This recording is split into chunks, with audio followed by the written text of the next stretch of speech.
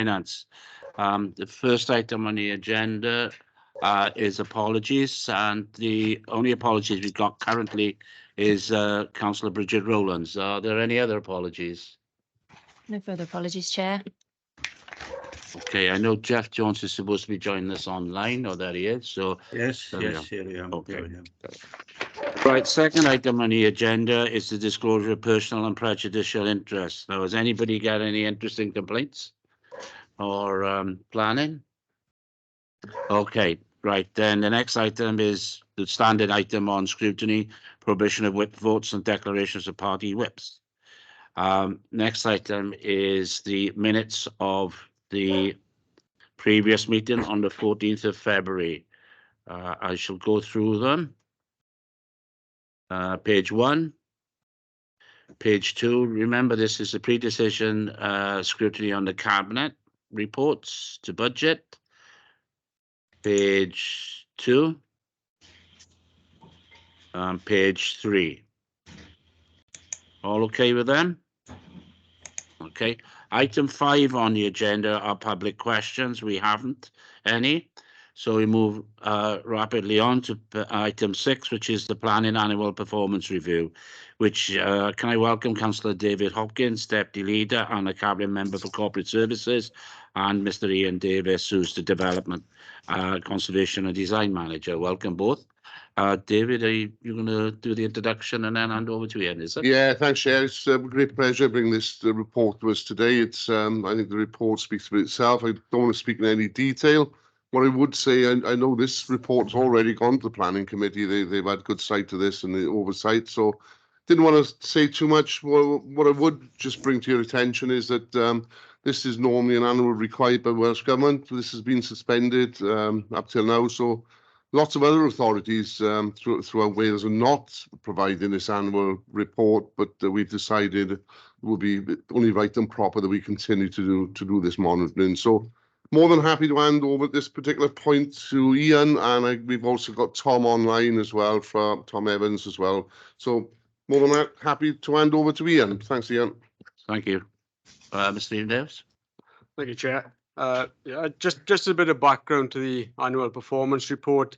It was a mechanism introduced a few years ago by Welsh Government to allow them to monitor the performances of local planning authorities, and also to provide benchmarking data which would allow comparison between local authority performances.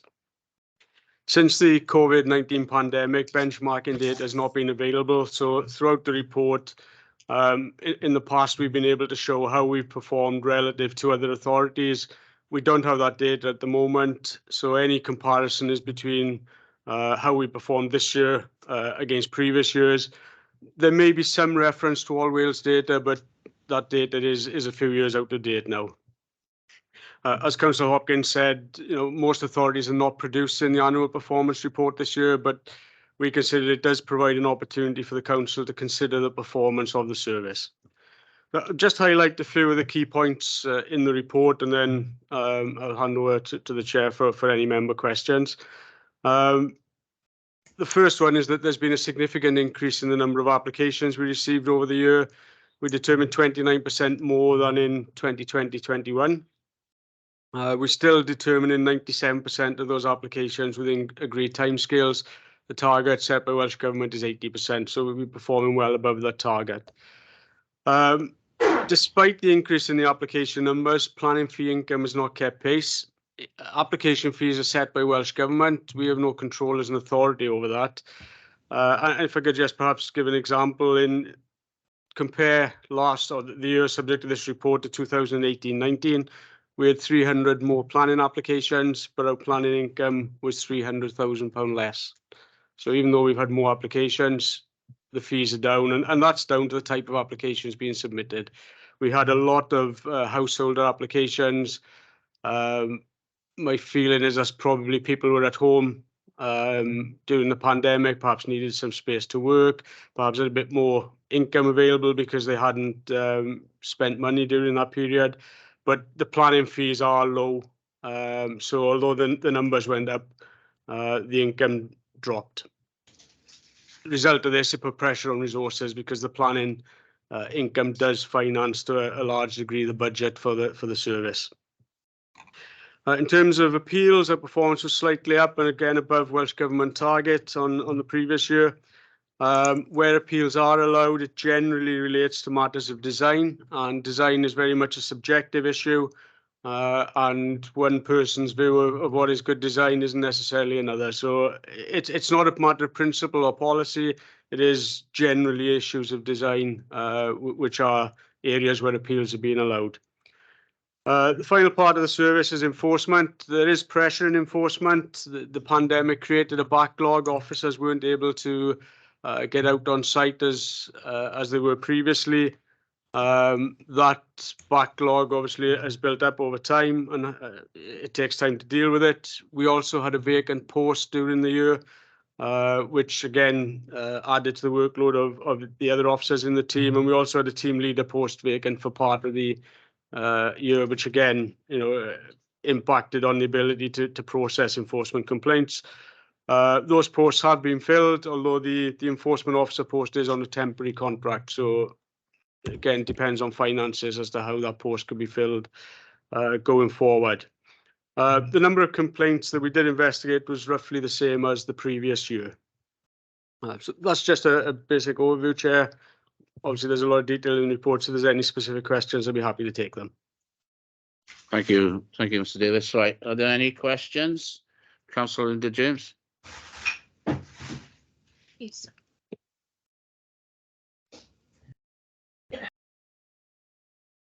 So has come on, right. Got two questions. First of all, item 16.10. There are two. You've got two. Well, there's three bullet points there, but there's number 2 and 3. I'm just querying. It says they've increased. The timescales have increased from 99.7% to 98%. Is that an increase or a decrease? And the same, the percentage of applications within the required time scales have gone from 99 to 98. Will you say they're increased? Certainly decreased. Right, thank you. And the other question was, are you intending to increase the charges for planning applications? We stuck by guidance from Welsh Government. I've written to the Minister to ask for whether we could put an increase into them fees. At this particular time, I've had a negative response. It's no at this particular time. We are trying to see what we can do, but Welsh Government have said no at this point. Thank you. Any other members? I can't see any hands up. My hands up. Peter Black. Oh, Peter. Yeah, just in terms of the fee income, if you obviously there's a backlog in enforcement cases which you're obviously trying to catch up on. If you wanted to recruit more officers again to create more posts, would you need to increase the fee income for that, or could other money be used for that particular purpose, just maybe on a temporary basis, just to try and catch up on all that enforcement activity? At the moment, the posts are funded from the budget I have. I do have 2 posts which are funded from planning performance agreement money, and there's backfill, and they're filled internally, and there's backfill into those posts. If the planning performance agreement money increased over the year, there would be an opportunity to use that money to create an additional post, but it is very much reliant on that income coming in. So I'm relying on income coming in from either planning fees or other sources such as planning performance agreement money to be able to create additional posts. You have performance indicators for planning applications. Are the performance indicators in terms of dealing with enforcement complaints? There are performance indicators. They are set out. Let me just find them at 1621, paragraph 1621. We have, there's 2 stages to the enforcement investigation. So there's the initial investigation phase, and we have a target date of 84 days to deal with that, and that's to investigate, is there a breach of planning control? And if there is, what is the appropriate course of action? We then advise the person who's carried out the works of what that action is. And it could be, we may recommend submission of a retrospective planning application. We may resolve to take enforcement action if we don't think the development can be acceptable. So we have a target of 84 days to do that initial step. And then there's a second measure with Welsh Government, which is once we've decided on what we're going to do, how long we actually take to do it. So it could be serving an enforcement notice. It could be the breach resolves because we've given advice and the applicant decides to take the development down, or they grant plan, they apply for planning permission and planning permission is granted. So there are two measures from Welsh Government which we provide data on. So currently we're less than a third of that particular target for 21-22. That's correct, yeah. Do we know how that compares to other authorities? I don't. Anecdotally, other authorities appear to be in a similar position, but I haven't got any data that would confirm that.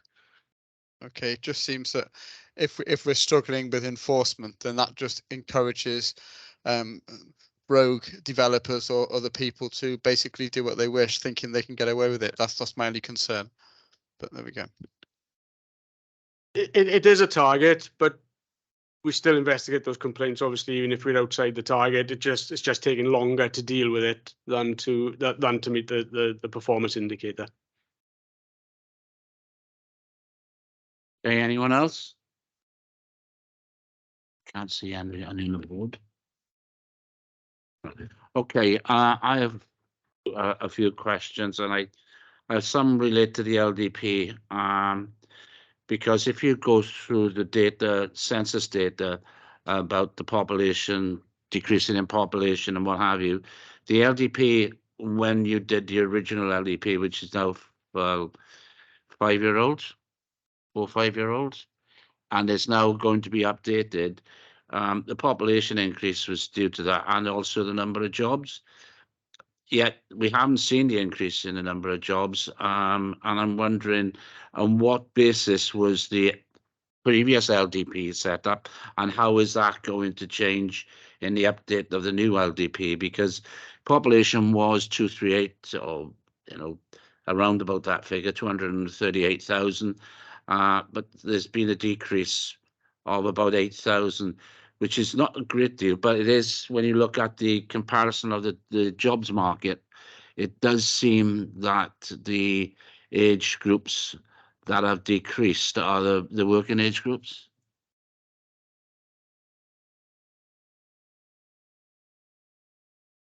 So the 0 to 4s is the main one, and then you've got the 15s to 29s. There's quite significant decreases there. It may be part of COVID because the census was done when students, for example, were at home. So it depends whether they were counted in previous years as being in Swansea students doing the census, and last year they were at their home addresses because the universities didn't have them back after the Christmas sort of period. But Tom is online. He's perhaps best placed to comment on the LDP and how they'll be reviewing the data. Okay, because I'm concerned that we agreed to build a number of houses in policy, which, as you know, one of our colleagues keeps on telling us all about.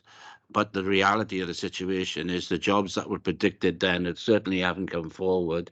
And we asked, how is that going to update on the new LDP? Tom?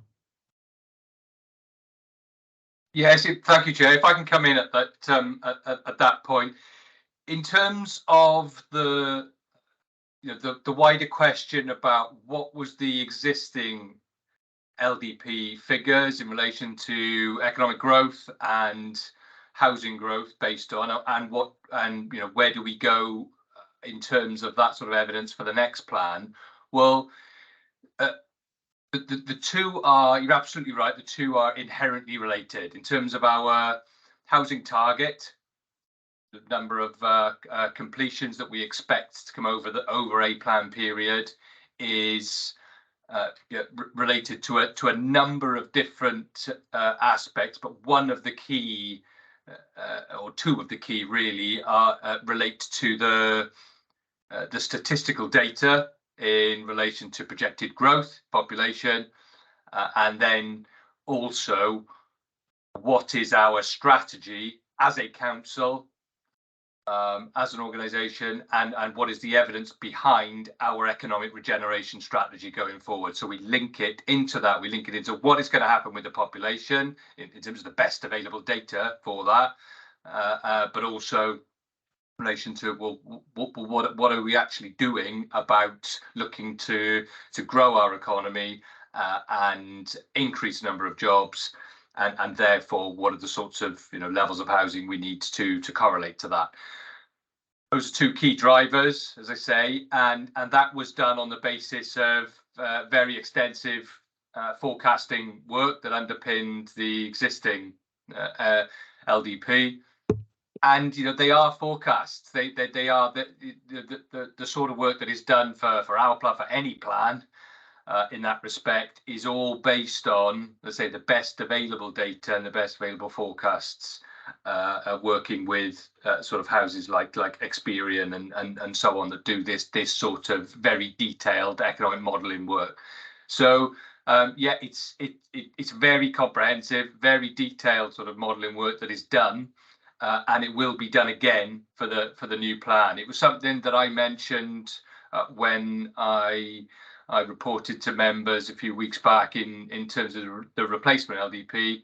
It's one of the key areas of foundational evidence then that will commence this year, and is already commencing in terms of building up that base of information, so that we know early on what's the difference, what's the shift in terms of projected forecast of population growth, and are we now, what is the very latest picture in terms of economic development strategy? What should we realistically be going for? Notwithstanding we have aspirational targets in respect of delivering growth and new jobs. What's the right sort of sweet spot in terms of what's deliverable, and what is the associated level of housing growth that we need?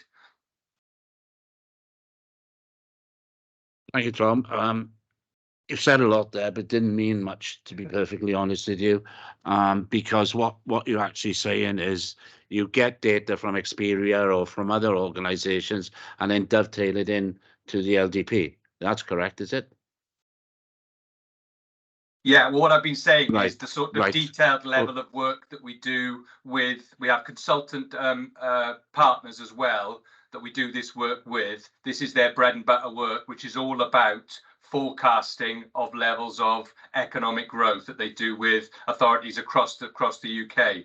So it's I just wanted to emphasise that it's not something that we just do within the planning department as officers. Yeah, I do accept that, and I accept the fact that it's done throughout the UK. And in many cases, when you see some of the projections in the rest of the UK, they've been quite poor as well. But what I'm trying to get at is we are going to have an update on the LDP. The policy will be updated. But one of the things that I've noticed when I went through the last, and I was at the update meeting that you actually took, was the fact that tourism is one of the, if not the second or third biggest employer in this area.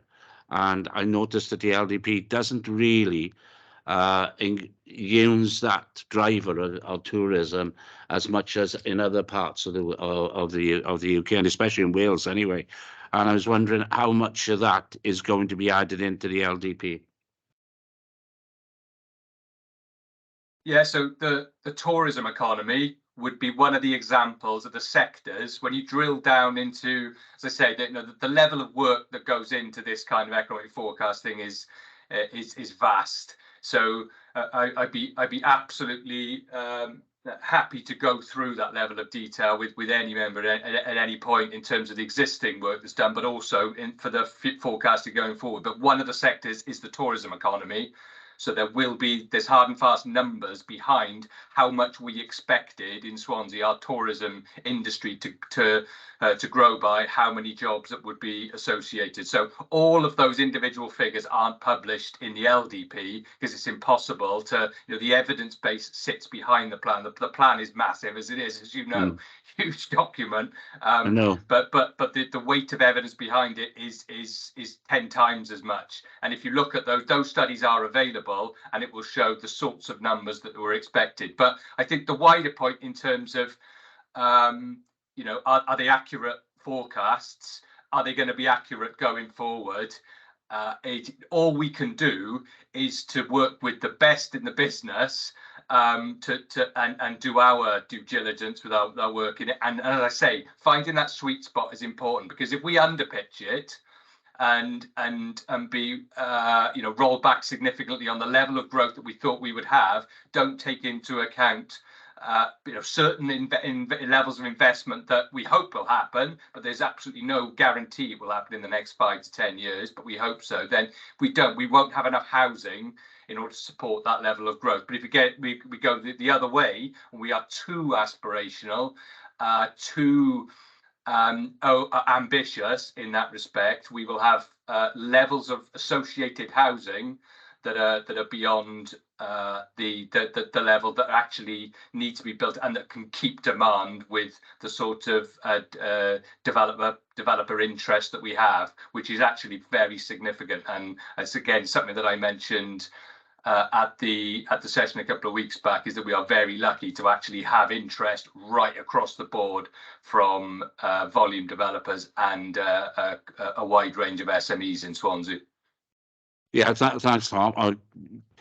Just to let you know that this scrutiny board will be looking at tourism in the near future, because it is a massive employer in the area, and we need to ensure that all the bits and pieces that fit into tourism, including the LDP and the evidence base for the LDP, is looked at, and for members to be aware of what's actually going on. Thank you very much for your answers. I have also a question on enforcement, Ian, and that is obviously we get lots of reports and actions and what have you. What's the approximate take-up of enforcement for every complaint we have? Do we investigate everyone? Yes, every complaint is investigated. What I will say, there may be a complaint that comes into us which clearly isn't a planning matter, and we will refer that to the relevant department. So if it's a highway issue, we'll refer it to highways. It could be something that's on our land, which we refer to corporate property, because we couldn't take action as we are the landowners. But every complaint that appears to be a breach of planning control, where clearly it falls within our remit, is investigated. And then we have to decide, first of all, is there a breach of planning control? And if there's not, that closes the complaint. If it is, then we decide what's the best course of action, inviting a planning application, taking enforcement action. And it may be a case we say, well, there is a breach, but it isn't significant. It would be unconditional planning permission, and it's not expedient to pursue further. But everything is investigated. Okay, thank you very much. Are there any other further questions on the planning annual report? Okay. Can I thank you, Ian? Who's that? Councillor Jenkins. Oh, David Jenkins, Councillor Jenkins. Yeah, thank you, Chair. With the enforcement notices that you issue, do you do them in date order, or do you prioritise them? Just to clarify that. So obviously, I would say that some are more urgent than others. Do you go down that road, or do you use date order? They'll be prioritised by the seriousness of the breach. So if something needs immediate action, that will get priority over something that perhaps needs action but isn't quite as pressing. That's fantastic. Thank you. Thank you very much. Are there any other further questions? No? Well, if that's the case, can I thank Councillor David Hopkins and Mr. Ian Davis for attending the scrutiny board, and Tom, are you still on? Thank you very much for coming as well. Thank you both. Pleasure. Item 7 on there is the annual complaints report, and we're kind of pleased to welcome Councillor Andrea Lewis and Councillor Louise Gibbard. And I know that Councillor Andrea Lewis has had a torrid time over the last couple of days with a horrible incident that's happened in her ward. So I hopefully we'll all be very brief and very careful with what and caring about what we say. Hand over to you then. Thank you, Chair. I will be brief, so I'm just going to cover a few relevant points. Firstly, just to point out the obvious that this is the 2021-22 complaints report, and I think it's important that we set some context. So clearly, this report reflects that we're still impacted by the pandemic, particularly social services, and I won't say too much about that because my colleague, Councillor Gibbard, will cover that. But the Ombudsman describes this as the rebound effect, where complaints were suppressed during 2020 to 21, but then dramatically increased as we emerged from the lockdowns, which does make sense. I'm sure that people's minds were focused on other more pressing matters. The Ombudsman saw a 47% increase across the whole of Wales. So just to put that into context. We also, I think it's important we point out that we delayed the launching of the new IT system because we were prioritising payments to support residents and support businesses. And I think on reflection, we wouldn't have done it any differently. So I'm pleased to say the system is complete. We're just starting the staff training, and this will go live once everybody is confident with the system. And so I want to place on record my thanks to Sarah Lackenby and the team. I'm going to hand over now, Chair, to Councillor Gibbard, and then we'll bring Sarah in for some more detail and to answer any questions. Thank you very much, Councillor Lewis. Thank you. Councillor Louise. Yeah, thank you. Just again, thank you to the officers for compiling the report. Obviously, it's a really important part of the work of social services is that ensuring people's voices are heard and that they do have that opportunity to channel, the opportunity to challenge or question decisions that have been made or the questions about the care that they receive. Clearly, 100% of the time, we're not always going to get it right. And you can see the increase of justified complaints in adult services sort of show this over the last year, but it really does relate to the pressures that the service are under, as Councillor Lewis said, sort of post-COVID, the complexity of cases, the recruitment issues that we have experienced in adult social care. And this is a picture that, as I'm sure you know, is not just locally, but nationally across Wales and indeed the UK.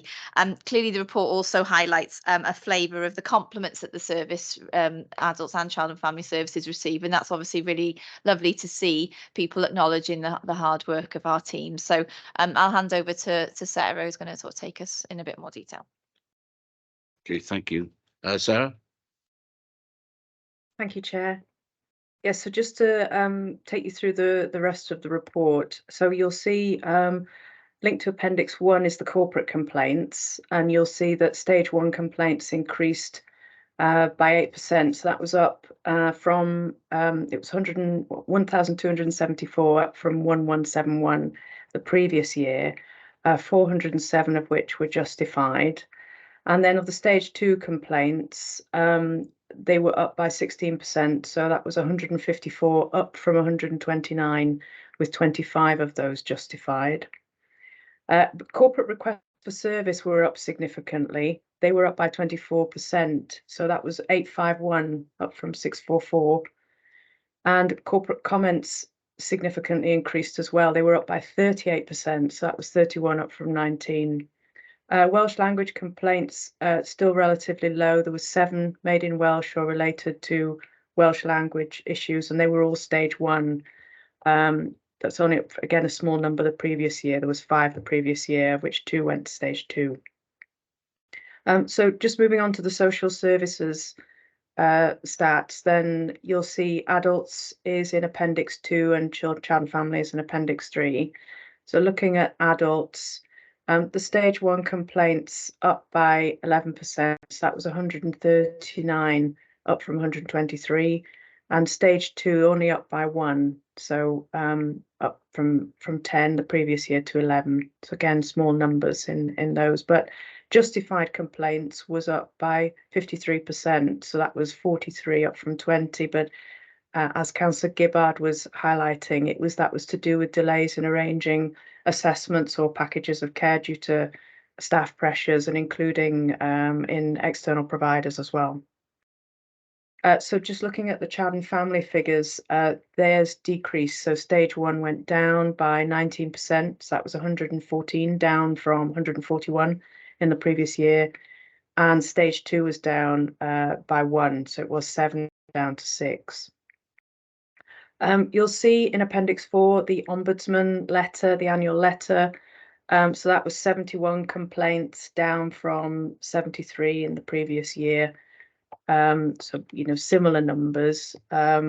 76 were closed. So the number of closed is different to the number of complaints because the Ombudsman closed run over financial years. They don't sit tidily necessarily within a financial year. So 76 were closed, of which 10 received intervention. The previous year, 67 were closed, 9 received intervention. So of the ones that received intervention, there were 6 that were early resolution or voluntary settlement. That's where we come to an agreement with the Ombudsman. There'd been 5 the previous year, so similar numbers. 4 were upheld, so that is usually as a result where then we would issue an apology letter or a small financial redress if it would cause some inconvenience to the resident or customer. And that was same as the previous year. You'll see also quite significant work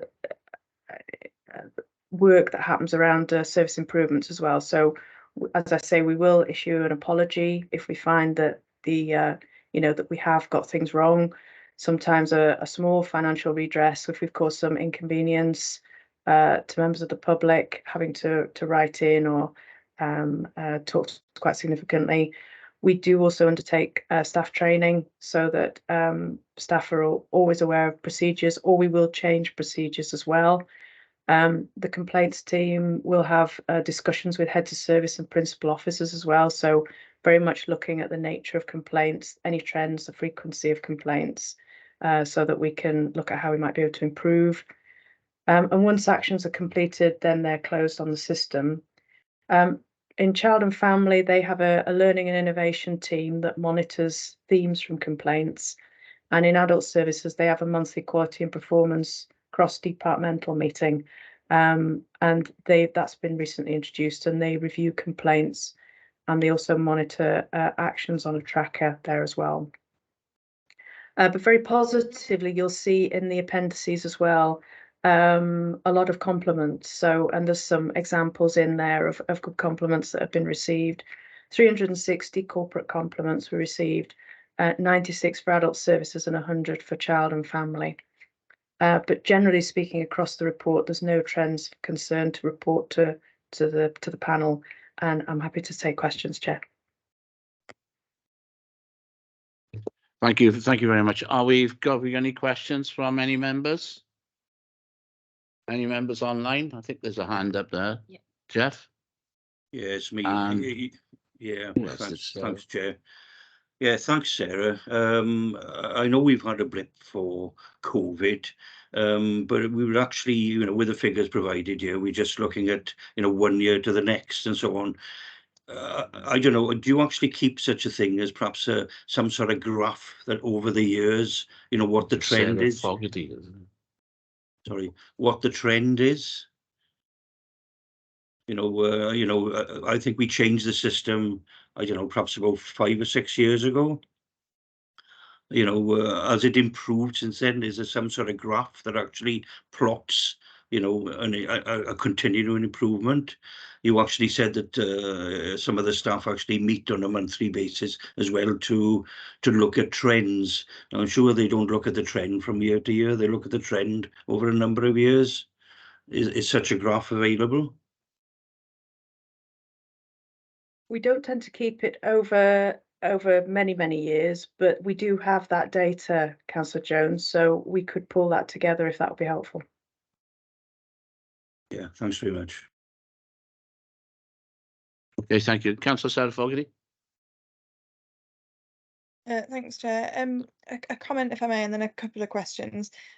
First of all, I really welcome the inclusion of the complements data in this report, partly because I think it's all on a spectrum of feedback, isn't it? And it's really important for staff to see where their work has been recognised. But also we learn as much from what we're doing well as what we're doing not so well. So I think it is, you know, in my view, it should be the complaints and compliments report, because I think they're equally important. My two questions are, firstly, do you have data around our timeliness of response? So the number of complaints that we're responding to within the set 10-day and then 20-day periods. And secondly, I just wanted to ask for a little bit of kind of going beyond the numbers on Table 1 and Appendix 1, which sets out the numbers of complaints against each service area. And I just noticed that the number of complaints coming into communications and customer engagement has gone up. It's almost doubled. And I just wondered whether there's any explanation for that in particular. Thank you.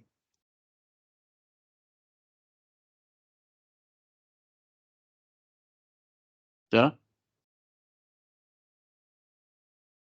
We must be on mute. Sorry, I was on mute then, sorry. The first question on the response times, yes, we actually reported those to the Governance and Audit Committee. So yes, I do have that as a table which I can circulate, no problem. And the second question, the specifics around comms and engagement, I'd need to come back and just report back to you in terms of what that trend was. I'll speak to Lee Wenham and see if I can come back to you on that. Thank you very much. Yeah, thank you, Councillor Hawley. And just to expand on that a little bit, I appreciate that Scrutiny are always looking retrospectively and looking backwards. But just to flag up that as part of the digital transformation, we will be very much focused on improving customer contact and making, you know, easier channels for people to contact us. So that is very much part of the programme. So I'm sure that when we see the trends that Councillor Jones was referring to, when we look back in a few years' time, I'm hoping that those trends will improve significantly. Okay, thank you very much. Anyone else? I can't see any. Councillor Jones, are you back? Is your hand still? No, right. That's it. Can you go to Appendix B, page 53 on the Ombudsman's return letter to us? We have there Swansea Council complaints received and a percentage share. It's ironic, really, that planning and building control, they had 15, and some of our benefits administration, none, community facilities, recreation, leisure, none, education, none, licensing, none, and very small numbers in social services. Yet planning and road and transport had between them 25, which equates to 35%. I was wondering at some stage if we could have some sort of information on that, because it does seem that that's quite a large percentage, given the complex nature of the other services that we have within the council.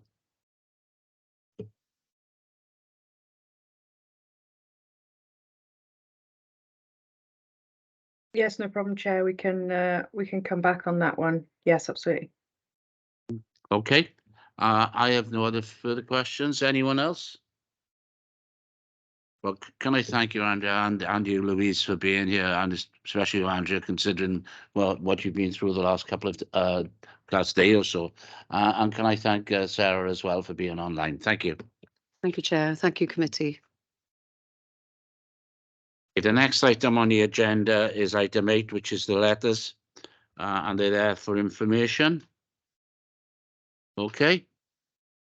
And then item 9 on the agenda, if there's no queries on the letters, then item 9 on the agenda is the work plan, and I'll go through that on page 1. And we're on to page 79, which is the next meeting, which is the 18th of April, and that is monitoring report and the wellbeing objective and corporate plan. And on that, members, can I thank you very much for your attendance this morning? Thank you very much. Bye. Thanks. Bye, everyone.